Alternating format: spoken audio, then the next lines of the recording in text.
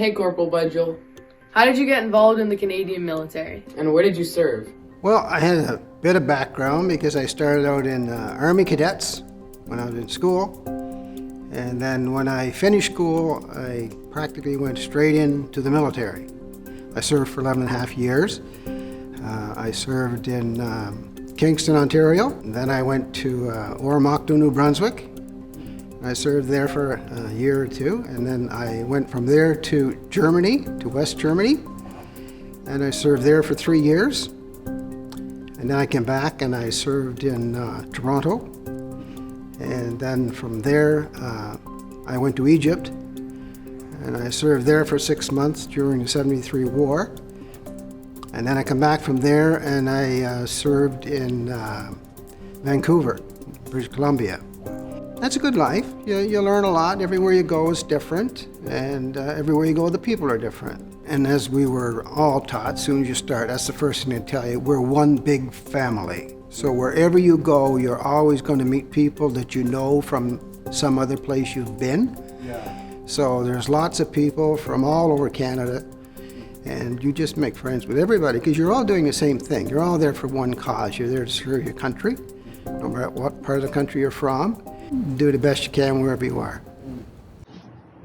Hi, Corporal Budgell. I'm Private Blanchette. I'm currently serving in the Infantry Reserve with the Lawrence Scots. A couple of things I'd like to ask you is why you originally joined the military and what it's been like being a Christian in the military. Yeah, I think when I was probably about 8 years old, I had a Sunday school teacher. His name is Howard Thorne. And he was talking, the story that day was on the Good Samaritan. And it just got in my ears, and then it got in my head. And I always thought, I gotta help people. I have to help people. So I carried it with me all my life. And I thought as well, I'll just go in as a Christian. And I really didn't know a whole lot about military life other than cadets. But once you get in there, it doesn't take long to sort it out. And you'll make lots of decisions, and you'll learn to live with, because there's different rules and regulations. Like you can't preach in the shops or in the buildings. There's two things. You don't talk about religion, and that's just it. I think if people are in a position where it is scary, it's a good thing to know. If you know that you know.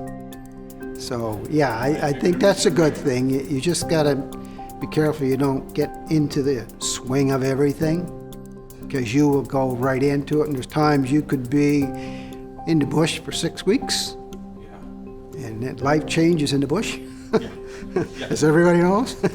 But there's one thing that I would leave with everybody, and especially with moms and dads and, of course, their children. You should always be ready, because you never know when God's going to come knocking and say, I need you to go here, or I need you to go there. And don't worry about what you're going to be doing, because He doesn't care about your abilities. He only cares about your availability. So you should be ready to go and to work for God at any time, anywhere.